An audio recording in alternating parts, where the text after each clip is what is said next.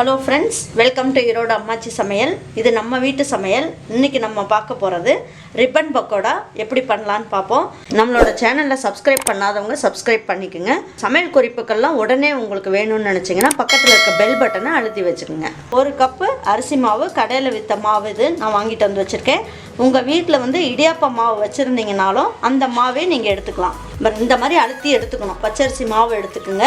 பொட்டுக்கடலை மாவு அழுத்தின மாதிரி இருக்கட்டும். அரை கப் அளவுக்கு 1:2 நீங்கள் அந்த ரேஷியோவில் எடுத்திங்கன்னா உங்களுக்கு கரெக்டாக இருக்கும். இந்த இதுலேயே நீங்கள் என்ன பண்ணுங்கள், இந்த 4 பல்லு பூண்டை நீங்கள் போட்டுக்கணும். இது சின்ன பூண்டாக இருக்கிறதுனால நான் 4 போடுறேன். பெரிய பூண்டாக இருந்ததுன்னா நீங்கள் 2 பூண்டு போட்டுக்குங்க, இல்லைன்னா 3 பூண்டு போட்டுக்குங்க. பெருங்காயம் 1/2 ஸ்பூன் அளவுக்கு போட்டுக்குங்க. 1 ஸ்பூன் அளவுக்கு வெறும் மிளகாய் தூள், ரெட் சில்லி பவுடர் இருக்குது இல்லைங்களா, அது போட்டுக்குங்க. உங்களுக்கு எந்த அளவுக்கு உப்பு வேணுமோ அந்த அளவுக்கு போட்டுக்குங்க. ஃபஸ்ட்டு இதை வந்து பொடி பண்ணிக்கலாம். பாருங்கள், இந்த அளவுக்கு பொடி பண்ணிடுங்க. எடுத்து வச்சுருக்கோம் இல்லைங்களா பச்சரிசி மாவு, அது இதில் போட்டுக்குங்க. இந்த மாதிரி அழுத்தின மாதிரி அரை கப்பு பொட்டுக்கடலை மாவு. மெஷர்மெண்ட்டுக்கு வந்து நீங்கள் தூள் பண்ணது தான் போடணும், முழுசாக இருக்க பவுடர் நீங்கள் போட வேண்டாம். மிக்ஸியில் போட்டு நீங்கள் எல்லாமே தூள் பண்ணிக்கோங்க. பூண்டு போட்டிருக்கிறதுனால எல்லாமே நல்லா மிக்ஸ் ஆயிரும். அதுக்காக தான் இந்த மாதிரி போட சொல்கிறேன் நான். நல்லா தூள் ஆயிடுச்சு. இப்போ நம்ம இதை என்ன பண்ணுவோம், ஒரு ஜல்லடை வச்சு ஜலிச்சுக்கலாம். எல்லாமே பொடி ஆயிடுச்சு. இந்த அளவுக்கு மட்டும்தான் இருக்குது. நீங்கள் இதை கீழே போட்டுடலாம். 1 கப்பு மாவுக்கு நான் 1 ஸ்பூன் அளவுக்கு பட்டர் போட்டுக்கிறேன். பட்டர் இருந்தால் நீங்கள் பட்டர் போட்டுக்குங்க. அப்படி இல்லை அப்படின்னீங்கன்னா 2 ஸ்பூன் அளவுக்கு நீங்கள் எண்ணெயை சுட நீங்கள் எடுத்து ஊற்றிக்கலாம். பட்டர் இருந்தால் போடுங்க. அப்படி இல்லைன்னா நெய்யும் போட்டுக்கலாம். நெய்யை கொஞ்சம் லேசாக வெதுன்னு காய்ச்சிட்டு அதை கொஞ்சம் ஊற்றிக்கலாம். ஒரு 2 ஸ்பூன் அளவுக்கு ஊற்றிக்கலாம்.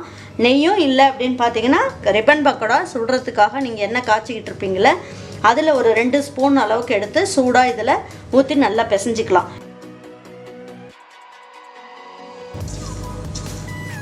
இப்போ பாருங்கள், நல்லா எல்லாமே நல்லா ஸ்ப்ரெட் பண்ணி விட்டுட்டோம். இப்போ நம்ம என்ன பண்ணுவோம், கொஞ்சம் கொஞ்சமாக தண்ணியை தெளித்து பிசைஞ்சிக்கலாம். முறுக்கு மாவு பக்குவத்துக்கு நீங்கள் பிசைஞ்சிக்குங்க. நல்லா சாஃப்டாக ஆயிடுச்சு பாருங்கள். ஒரு தட்டு வச்சு மூடி வச்சிடலாம். இது வந்து அந்த எண்ணெய் காயிற நேரம் வரைக்கும் அது இப்படி இருந்தால் போதும். ரொம்ப நேரம்லாம் ஊற வைக்கணும்னு அவசியம் இல்லை. இது எண்ணெய் காஞ்சிருச்சு. இப்போது இந்த மாவு நல்லா பிசைஞ்சு வச்சுருந்தோம் இல்லைங்களா, நல்லா ஊறிடுச்சு. கையில் எதுவுமே ஒட்டவே இல்லை. அந்த அளவுக்கு ரொம்ப நல்லா சாஃப்டாக ரொம்ப நல்லா ஆயிடுச்சு. இப்போ நம்ம என்ன பண்ணுவோம், நம்ம எல்லார் வீட்லேயுமே இந்த குழாய் இருக்கும். இதில் இந்த மாதிரி ரிப்பன் பக்கோடா செய்யறதுக்குன்னே இருக்கும் இல்லைங்களா, இதில் வந்து நம்ம இந்த மாவு கொஞ்சம் எடுத்துக்கலாம். உங்களுக்கு வேணும்னா இதில் கொஞ்சம் எண்ணெய் தடவிக்கலாம். நான் எண்ணெயெல்லாம் தடவலை, நான் இப்படியே போட்டு இந்த தட்டை வந்து மூடி வச்சுக்கோங்க. திறந்து வச்சிங்கன்னா காஞ்சி போயிடும். இப்போ பாருங்கள், இதுலேயே நம்ம டைரெக்டாக புழிஞ்சிக்கலாம்.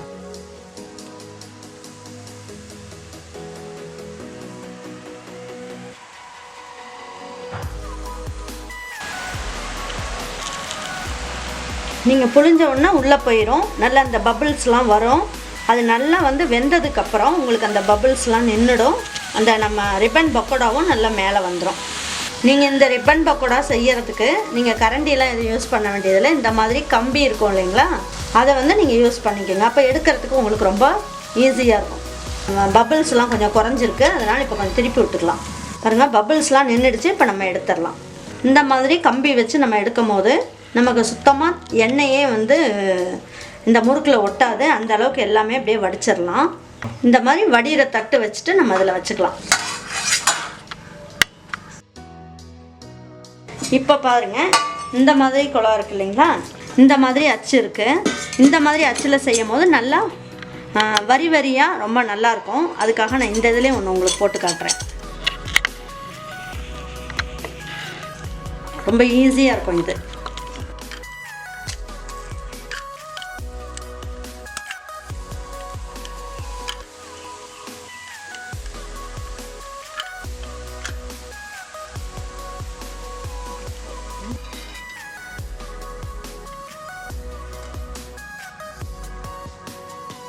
பாருங்கள், பபிள்ஸ்லாம் நின்றுடுச்சு. இப்போ நம்ம ரிப்பன் பக்கோடாவை எடுத்துடலாம்.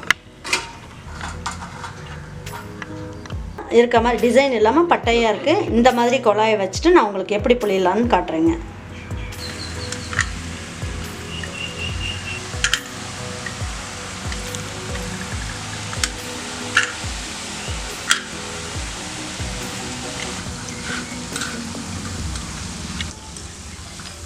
பாருங்கள், நல்லா வெந்துருச்சு. சூப்பராக வந்திருக்கு. பாருங்க, இந்த 3 கண் இருக்க மாதிரி இந்த அச்சு வச்சுருக்கேன். இதில் எப்படி ரிப்பன் பக்கோடா செய்யலான்னு காட்டுறேன்.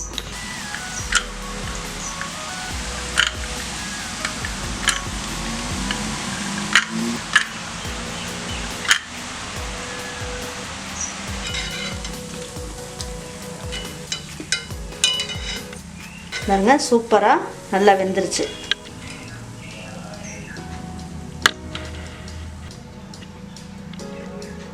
பாருங்க, இது ஒரு டிசைன் அச்சில் செஞ்சது நான். இது எல்லாமே ரொம்ப நல்லா அருமையாக வந்திருக்கு. இப்போ நம்ம உங்ககிட்ட நான் மெஷர்மெண்ட்டு காமிச்சேன் இல்லைங்களா, அந்த மாவை வச்சுட்டு இந்த 5 முறுக்கு வந்து உங்களுக்கு நான் செஞ்சு காமிச்சிருக்கேன். நீங்கள் அந்த 1 கப்பு மாவு போட்டிங்கன்னா இவ்வளோ உங்களுக்கு ரிப்பன் பக்கோடா வரும். உங்களுக்கு ரிப்பன் பக்கோடா உங்களுக்கு சூப்பராக ரெடி ஆகிடுச்சு. ரொம்ப அருமையாக வந்திருக்கு. நான் உடச்சி காட்டுறேன்ப்பா.